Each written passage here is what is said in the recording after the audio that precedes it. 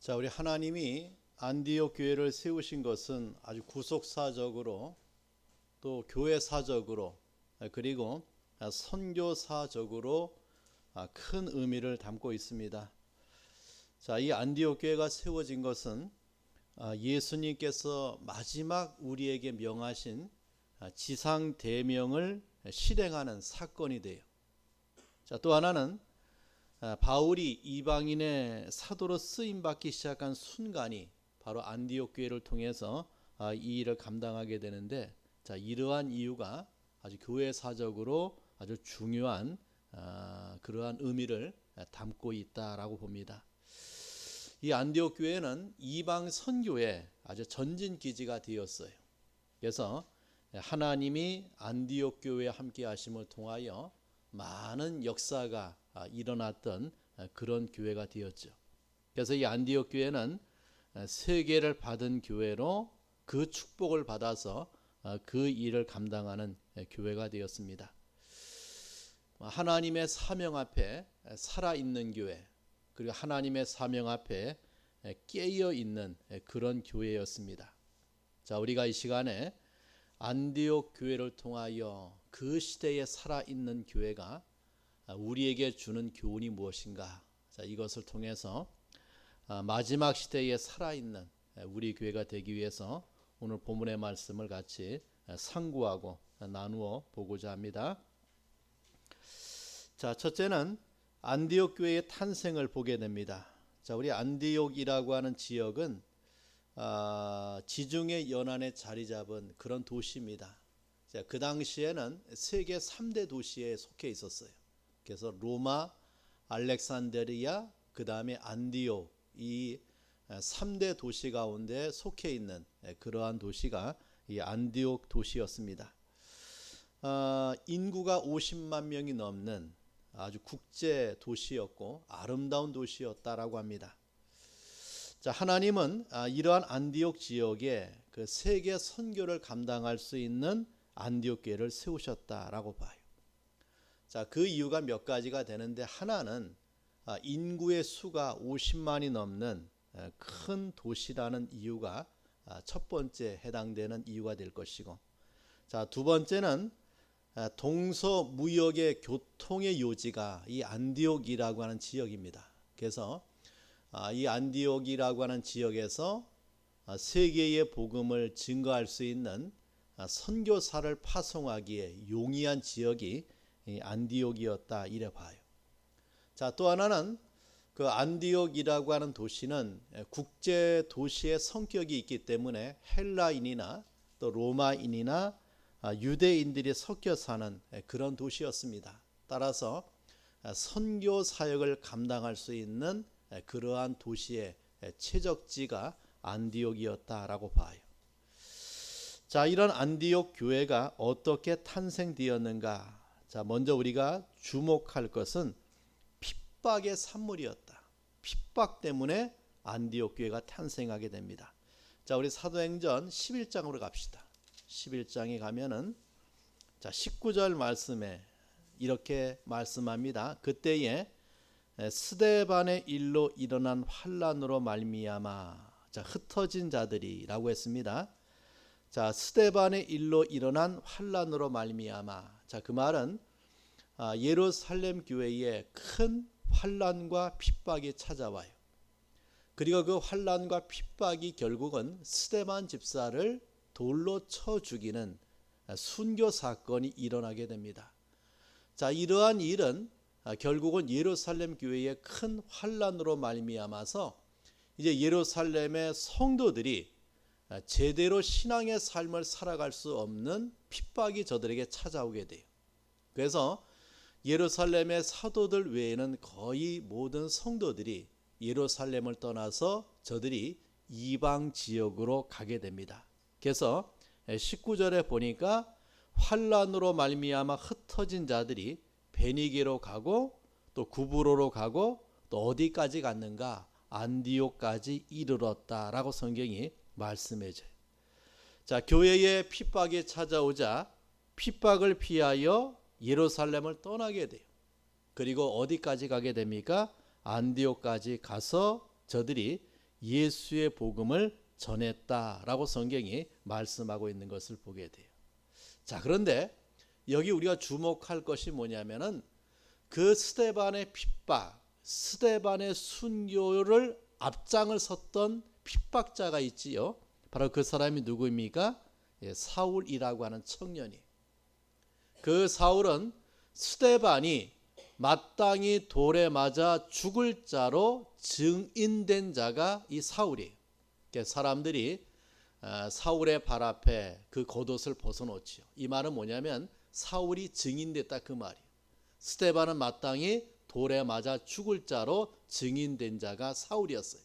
그런데 아이러니하게도 그 안디옥 교회, 그 스데반의 핍박을 피하여 흩어진 자들이 세워진 그 교회에 지도자로 누가 가게 되느냐? 사울이라고 하는 사람이 그곳의 지도자로 가게 되는 그런 장면을 보게 돼요. 또 20절에 보면은 구브로와 구레네 몇 사람이 안디옥에도 이르러 누구에게 주 예수를 전파합니까?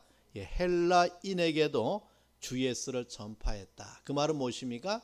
이방인에게 복음이 비로소 전파되고 증거되고 있는 것을 우리에게 보여줘요. 자, 예수 때문에 핍박을 받은 사람들이 멀리 안디옥까지 피난을 옵니다. 그리고 거기서 주 예수를 또 증거해요. 그 결과 무슨 교회가 탄생하게 되었습니까? 안디옥 교회가 탄생하게 되었다. 성경이 우리에게 말씀해 줍니다.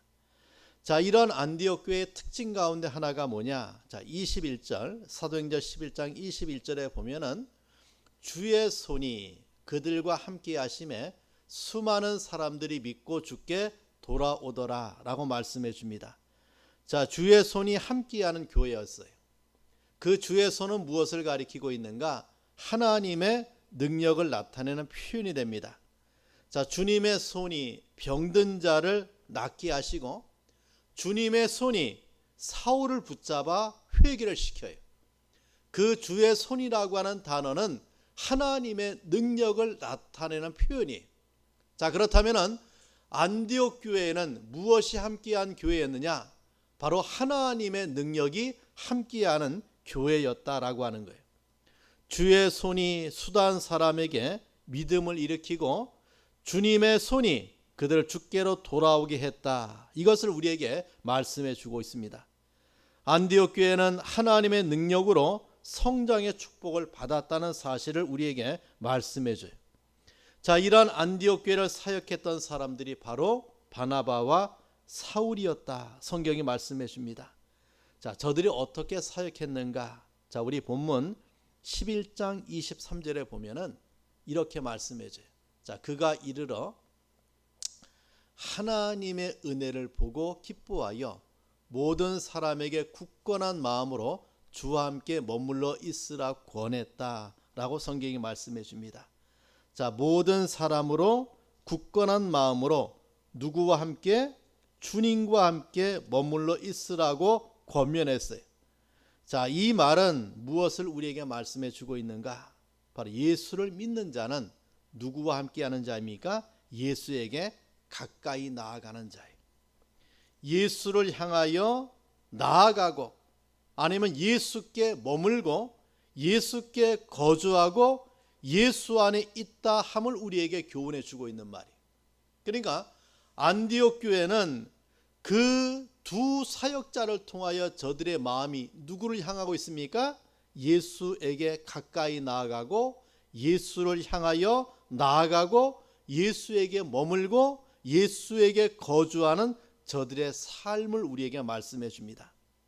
자, 삶의 중심과 삶의 내용과 의미와 목적이 내 중심에서 누구의 중심으로? 예수의 중심으로 옮겨버리고 바꾸어져 버린 상태를 가리키는 말이에요.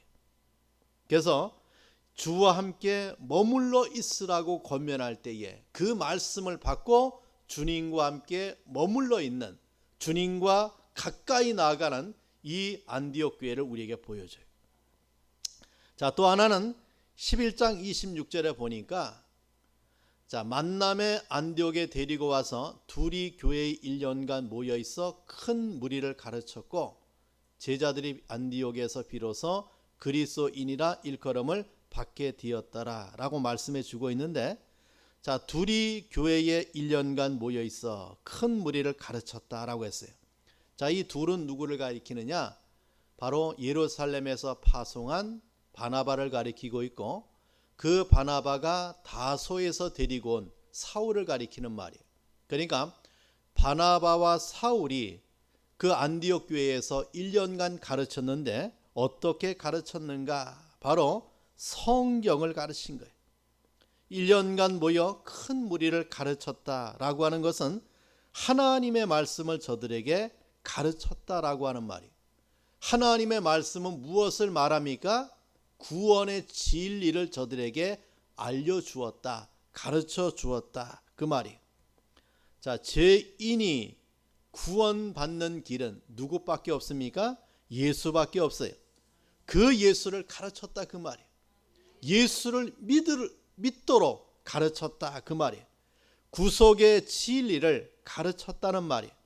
구원의 도리를 가르치고 예수를 가르쳤다라고 하는 말이에요.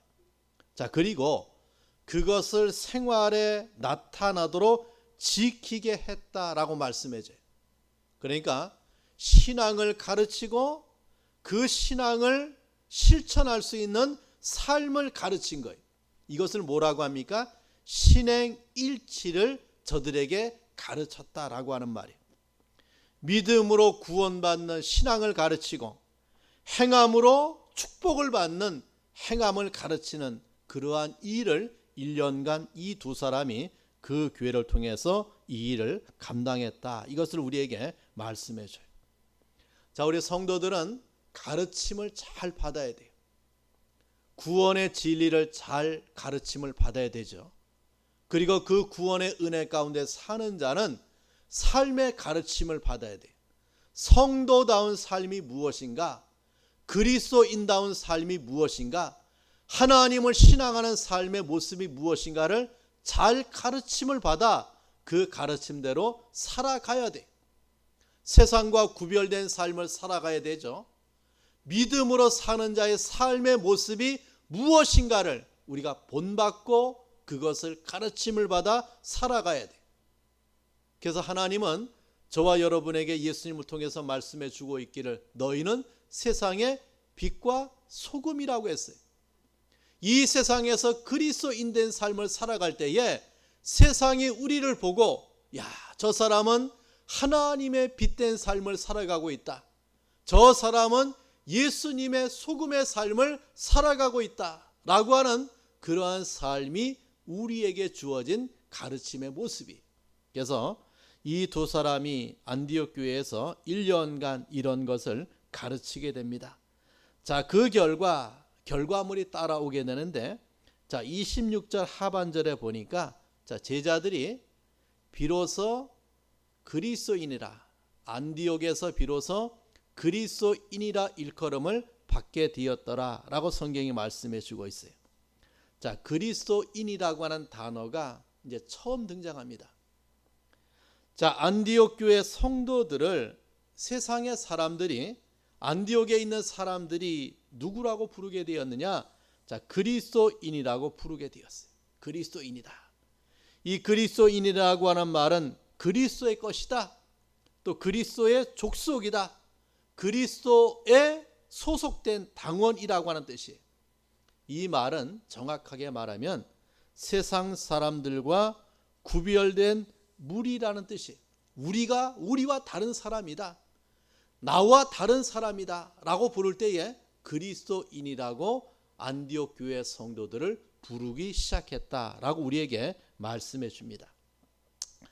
안디옥 성도들은 불신자들 편에서 볼 때는 자신들과 다른 점이 너무나 달랐기 때문에, 많았기 때문에 누구라고 부른 거예요? 자, 저 사람들은 그리스도인이다 라고 부르기 시작했다라고 하는 말이. 자, 불신자 스스로가 예수 믿는 신자를 그리스도인, 예수에게 소속된 사람으로 여겼고 그렇게 부르게 되었다는 사실이.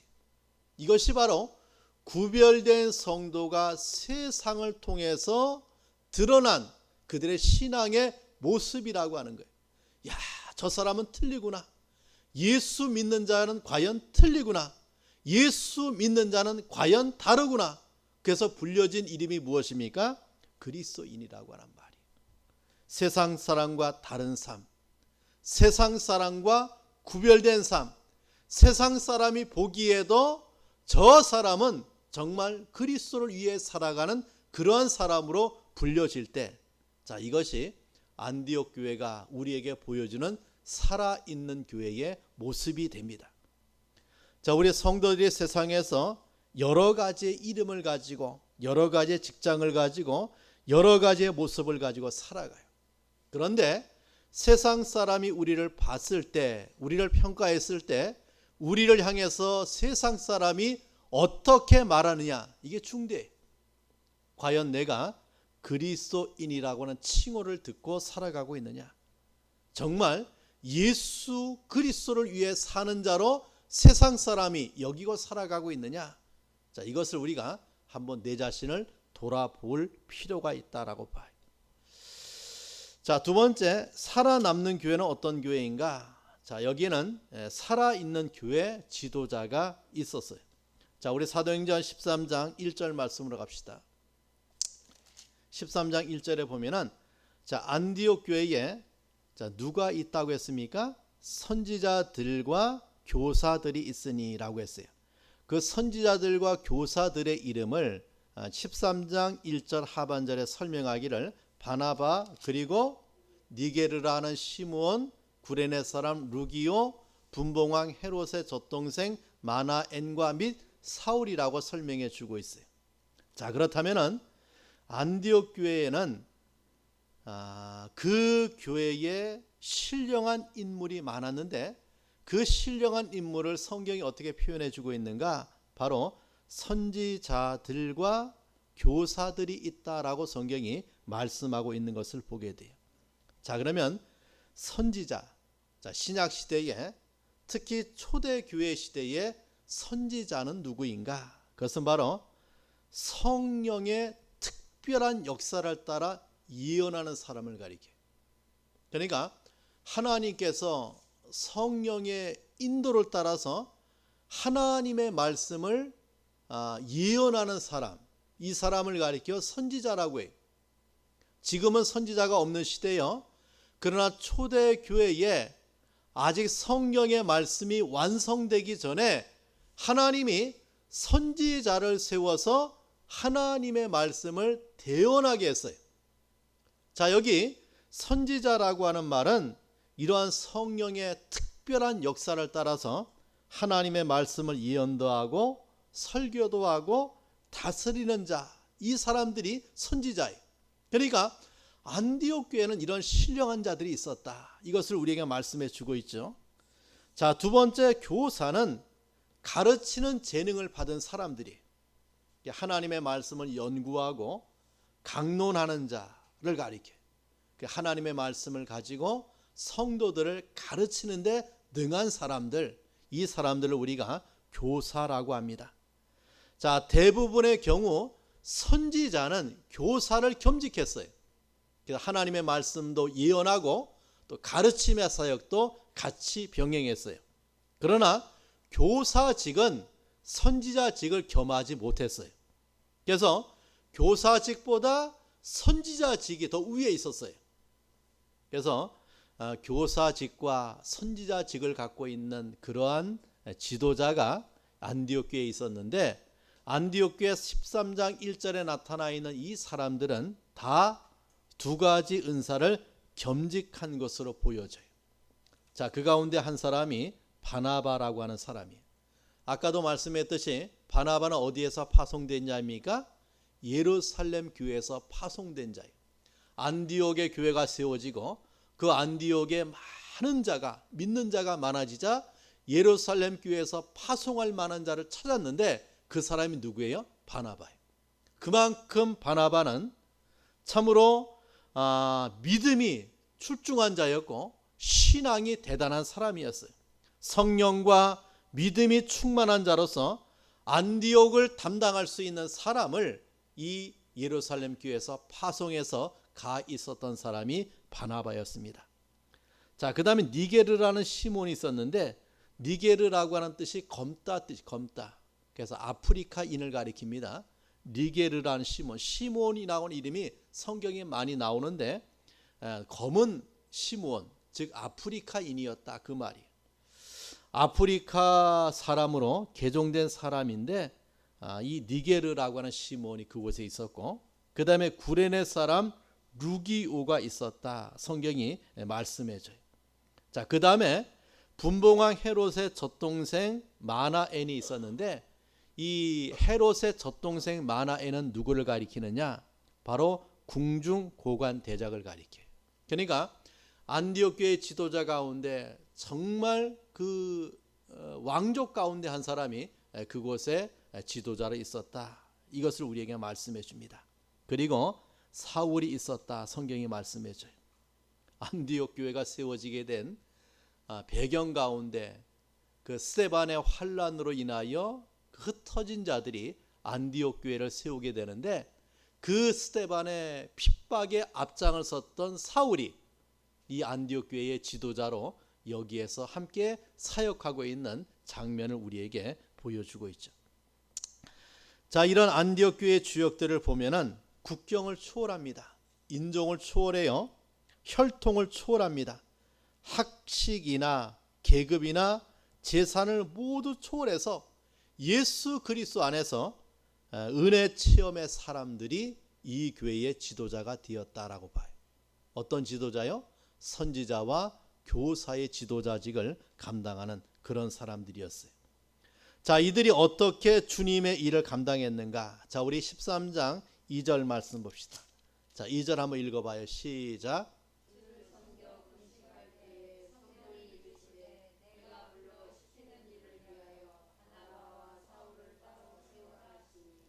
자, 이들이 주님을 위해서 충성했는데 그 충성의 농도가 어떠했는가?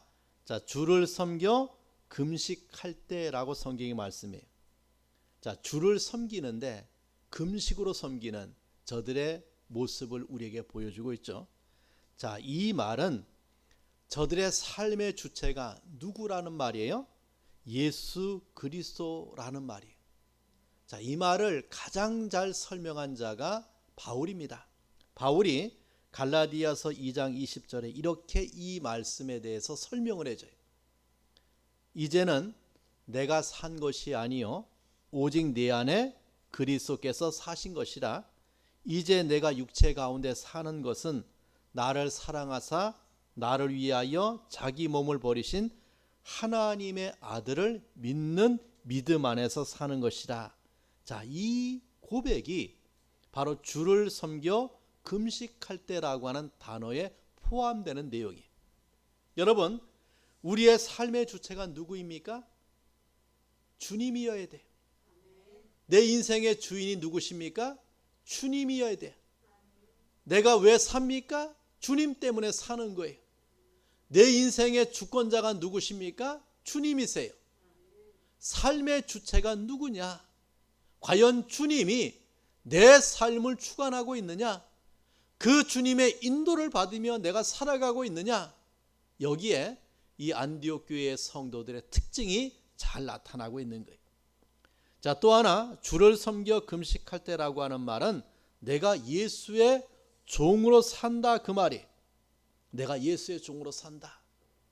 예수의 종으로 산다. 이것을 또 바울이 우리에게 로마서 14장 8절에 이렇게 설명합니다.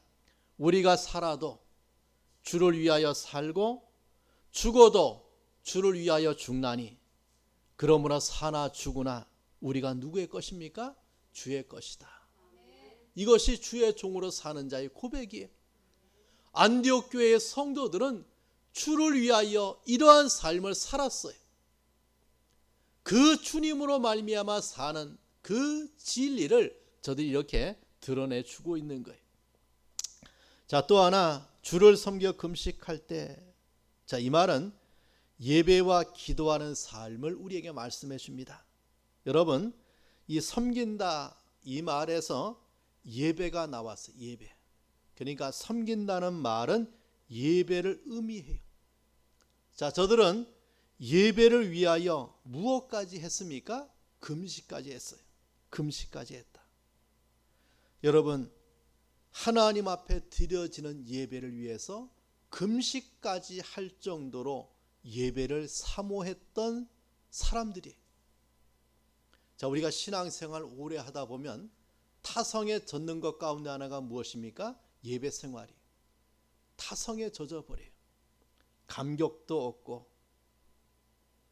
그리고 그 예배에 은혜도 없고, 그 예배에 간절함도 없고, 뜨거움도 사라져버려요. 타성에 젖어 드려지는 예배가 돼요. 자, 그런데 이 안디옥 교회는 어떻게 예배를 드렸는가? 정말 살아있는 예배, 주 앞에 예배함에 있어 생명의 금식에 이르도록 정말 그 예배를 사모하고 그 예배를 위해서 헌신하고 그 예배를 위해서 열정적으로 드렸던 그런 교회가 안디옥 교회라고 하는 거예요. 살아있는 성도, 살아있는 예배, 살아있는 그런 축복의 안디옥 교회를 우리에게 보여주고 있어요. 자, 세 번째는 이러한 교회에 성령의 음성이 있었습니다. 그 음성은 바로 따로 세우라는 음성이. 살아있는 교회는 무슨 음성이 있어요? 성령의 음성이 있어요. 자, 성령의 중대한 음성, 그 명령은 바나바와 사울을 따로 세우라는 말씀이에요. 자, 이것은 세계 선교를 향한 성령의 명령이에요. 자, 2절 다시 봅시다. 주를 섬겨 금식할 때에 누가? 성령이 이르시되 라고 했어요. 자, 이 명령을 하신 자가 누구라는 말입니까? 사람이 아니라 성령 하나님이 이것을 말씀하고 있는 것을 보게 돼요. 자, 그렇다면 바나바와 사울이 받은 선교사의 성직은 자신들로 말미암아 생겨난 것이 아니에요. 세상 사람에 의해서 이 직이 또 파송된 것이 아니에요. 누가 명령했다는 말입니까? 성령 하나님께서 이것을 명했다라고 하는 말이에요. 여러분, 우리가 교회에 여러 직분을 받고 살죠. 그 직분이 사람에게서 난 것이 아니에요. 그것은 누가? 하나님께서 하늘에서 우리에게 귀한 직분을 맡겨주신 거예요. 그 직분의 출처가 사람에게 난 것이 아니고 하나님에게서 온 거예요. 그만큼 귀하고 그만큼 복되고 그만큼 소중함을 우리에게 말씀해 줘요. 자, 바울이 갈라디아서 1장 1절에 이렇게 말씀합니다. 자기의 성직에 대해서, 자기의 직분에 대해서 이렇게 말해요. 사람들에게서 난 것이 아니요 사람으로 말미암은 것도 아니요 오직 예수 그리스도와 및 죽은 자 가운데서 그리스도를 살리신 하나님 아버지로 말미암아 사도된 바울이라고 했어요. 여러분, 우리에게 주어진 이 직분은 하나님으로 말미암아 온 거예요. 그만큼 귀하고 그만큼 소중함을 우리에게 말씀해 줍니다. 그만큼 우리에게 주어진 직분이 중함을 우리에게 말씀해 주고 있어요. 신구약 성경에 가득 차 있는 여러 가지 소명의 내용들을 보면은 바로 하나님에 의해서 부름을 받았다. 하나님에 의하여 그 직분이 우리에게 임했다. 이것을 우리에게 말씀해 주고 있어요. 자, 성령이 이르시되 하나님, 성령 하나님께서 그 일을 명했다. 이것을 우리에게 말씀해 줍니다. 참으로 영광된 명령이에요. 영광된 명령이다. 자, 그 명령의 내용이 무엇인가? 따로 세우라고 하는 말이에요. 따로 세우라. 자, 그렇다면은 따로 세우라고 하는 말의 뜻이 무엇인가? 자, 이것은 다른 사람과 구별하라 그 말이에요. 다른 사람과 구별하라. 자, 분리하라 그런 의미가 있어요. 여러분, 우리가 예수 믿으면 세상과 구별돼요. 세상과 구별됩니다. 이것을 갈라 세운다. 갈라 세운다. 자, 저와 여러분이 세상에 섞여 살지요. 섞여 살다가 갈라집니다. 언제 갈라져요? 주일날 갈라져요. 세상과 갈라집니다.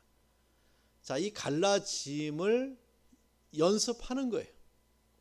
언제 완전히 갈라집니까? 하나님의 나라에 들어갈 때 완전히 갈라져요. 천국과 지옥으로 완전히 갈라지죠.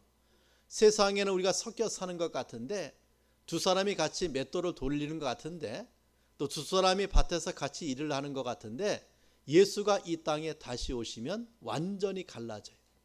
그러니까 주일날 갈라집니다. 세상에 있는 성도들이 주일날은 이 교회로 갈라져 들어와요. 이 갈라진다, 그런 의미가 있어요. 자, 그런데 이 바나바와 사울을 따로 세우라고 하는 이 말씀이 어떻게 갈라지느냐? 그것은 성도 중에서 또 갈라 세우라, 그런 말이에요. 자, 우리 교단이 이제 선교사를 파송합니다.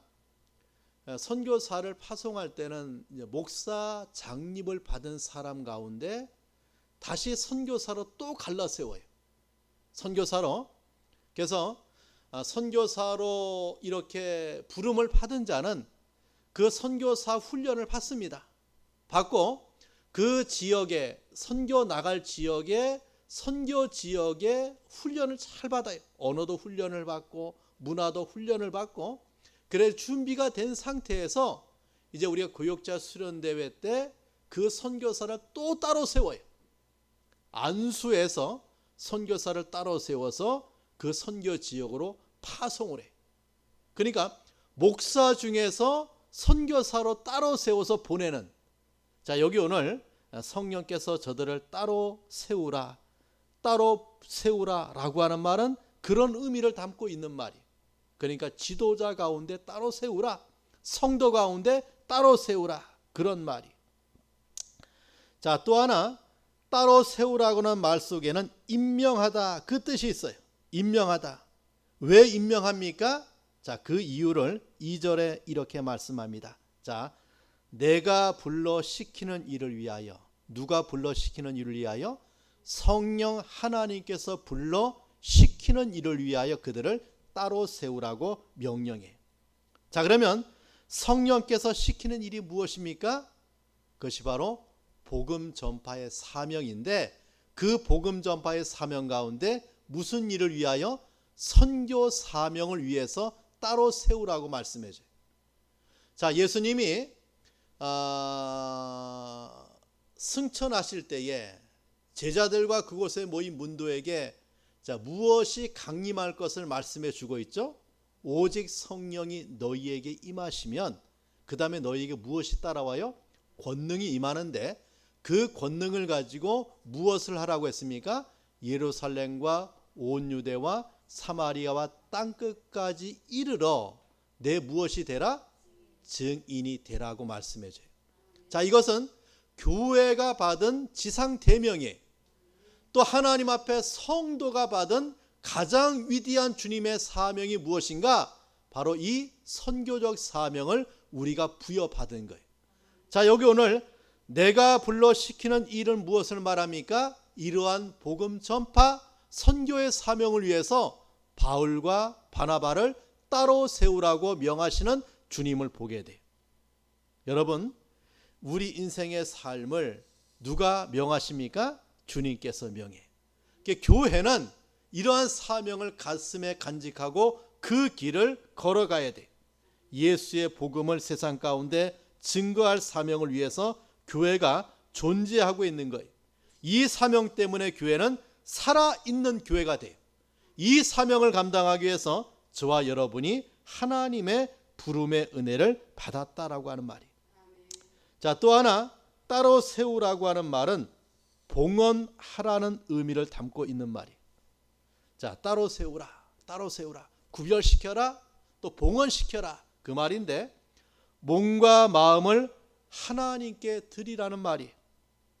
자, 몸과 마음을 하나님께 드리라, 이것은 제물을 가리키는 말입니다. 삶의 전부를 예수께 제물로 바치는 것을 의미합니다. 자, 로마서 11장 1절에 이렇게 말씀합니다. 그러므로 형제들아, 내가 하나님의 모든 자비하심으로 너희를 권하노니 너희 몸을 하나님이 기뻐하시는 거룩한 산 제사로 드리라고 했어요. 자, 우리가 하나님 앞에 이러한 성격의 삶을 부여받은 거예요. 너희 몸을 하나님이 기뻐하시는 거룩한 산 제사로 드리는 삶, 이것이 뭡니까? 봉헌이에요. 이것이 무엇입니까? 따로 세우라고 하는 말이에요. 자, 구약에 하나님 앞에 드려지는 제물은 먼저 선택이 되죠. 그 다음에 잡혀야 돼요. 그 다음에 정결의식을 치릅니다. 그 다음에 어때요? 제단에 올라가 묶여요. 그 다음에 어때요? 칼에 맞아 피 흘려 죽어요. 그 다음에 불태워지고 그 피가 뿌려져요. 세상 죄를 짊어지고 운반하실 어린 양 예수 그리스도를 표상하는 구약의 여러 짐을 같이 제물이 가는 길은 무엇밖에 없습니까? 잡혀 죽으러 가는 길이에요. 여기 따로 세우라 이 말은 세상의 복음을 위하여 따로 세우라, 죽으러 가기 위해서 따로 세우라, 따로 저들을 분리해내라 라고 성령이 명하고 있는 것을 우리에게 보여주죠. 여러분, 자, 우리 인생의 삶에 아주 진리 가운데 하나를 주님이 우리에게 말씀해 줘요. 자, 여러분, 내가 살아있으면 그 살아있는 결과는 나 하나예요. 그런데 내가 죽으면 어떤 열매가 따라옵니까? 많은 열매가 따라와요. 우리가 이것을 자연세계의 법칙을 통해서 깨닫게 됩니다. 우리가 곡식의 씨앗을 파종하죠. 그 파종한 씨앗이 살아있으면 어때요? 하나를 그대로예요. 근데 그것이 땅에 들어가서 썩어지면 거기에서 싹이 나게 되고 싹이 난 곳에서 열매가 맺혀지게 되는데 그 맺혀지는 열매는 어떠합니까? 30배, 60배, 100배의 결실을 얻게 돼요. 자, 여기 따로 세우라. 저들이 하나님 앞에 드려진 결과, 하나님을 위해서 저들이 자신을 희생한 결과 어떤 은혜가 따라옵니까? 많은 구령의 열매가 맺어질 것을 우리에게 예고해 주고 있는 그러한 말씀이 돼요. 자, 이러한 교회는 주는 교회, 보내는 교회였다. 자, 다시 한번 13장 3절 말씀 봅시다. 이에 금식하며 기도하고 두 사람에게 안수하여 보냈다라고 성경이 말씀해요. 자, 안디옥 교회는 성령의 음성 앞에 어떻게 했습니까? 순종했어요.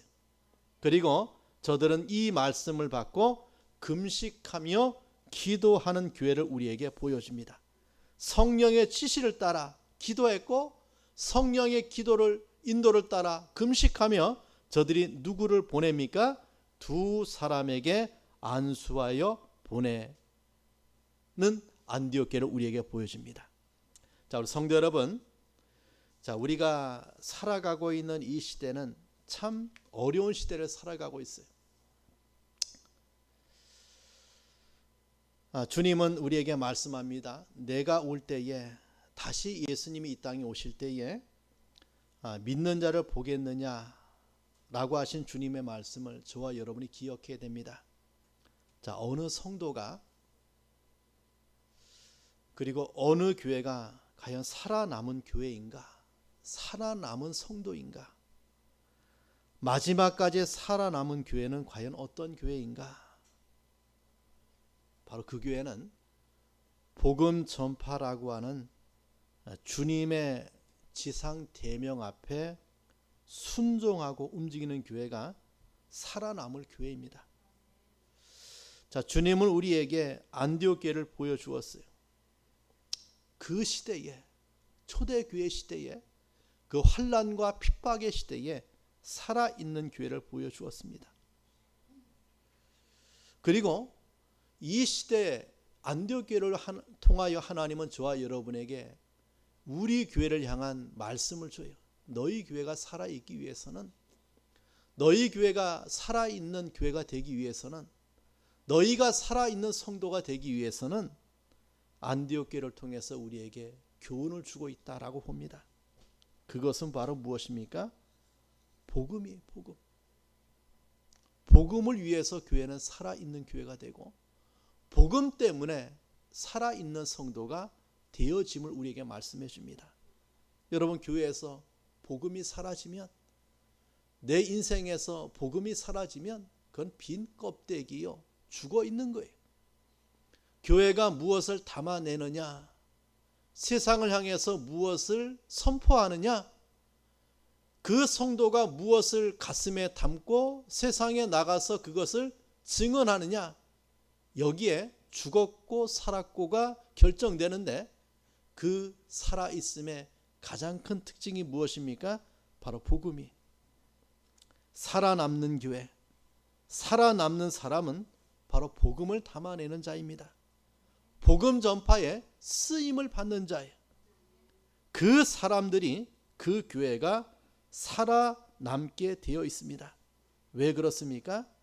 주님이 우리에게 말씀해 주고 있습니다. 내가 너희와 끝까지 함께 하시겠다라고 우리에게 말씀해 주고 있습니다. 여러분, 우리가 듣든지 아니 듣든지 우리에게 주어진 이 복음 전파의 사명을 가지고 우리는 세상 가운데 복음을 증거해야 돼요. 여기에 우리의 사명이 있고, 여기에 우리의 살아있는 이유가 있고, 우리가 살아남을 이유가 여기에 있음을 안디옥 교회를 통해서 우리에게 보여주고 있습니다. 자, 저와 여러분에게 이러한 은혜가 있기를 축원합니다. 자, 기도하겠습니다. 우리 다 함께 기도합니다. 살아남을 교회, 성령의 인도를 따라서 예수의 복음을 위해서 나아가는 교회가 살아남을 교회입니다. 안디옥 교회를 통해서 하나님은 저와 여러분에게 그러한 교회의 표상을 보여주고 있는데, 자, 우리 교회가 또 우리 성도가 이러한 길을 걸어갈 수 있도록 위해서 우리 다 함께 통성으로 기도하겠습니다. 하나님 아버지, 감사합니다.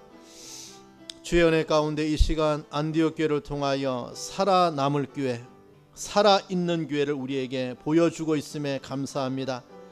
주님의 명에 따라서 예수의 복음을 위해서 쓰임받은 교회야말로 살아있는 교회여 살아남을 교회임을 우리에게 보여주고 있음에 감사하고, 하나님, 우리 교회가 또 우리 성도들이 이 복음을 담아내는 교회, 복음을 선포하는 교회, 복음을 위하여 쓰임받는 교회, 복음 때문에 살아있는 교회 될 수 있도록 주님이 은혜를 베풀어 주시옵소서.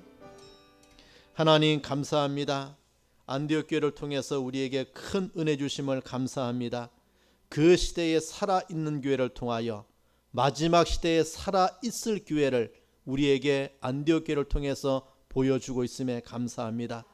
주님, 교회를 축복하시고 주님의 복음을 위해서 쓰임받는 교회가 되게 하옵소서. 복음을 선포하고 담아내는 교회가 되게 하옵소서. 우리의 성도들 마음에도 예수 복음이, 그 생명의 복음이 저들의 신앙의 삶을 통하여 세상에 선포되는 살아있는 성도 될 수 있도록 주님이 축복해 주시옵소서. 예수님의 이름으로 기도합니다. 아멘.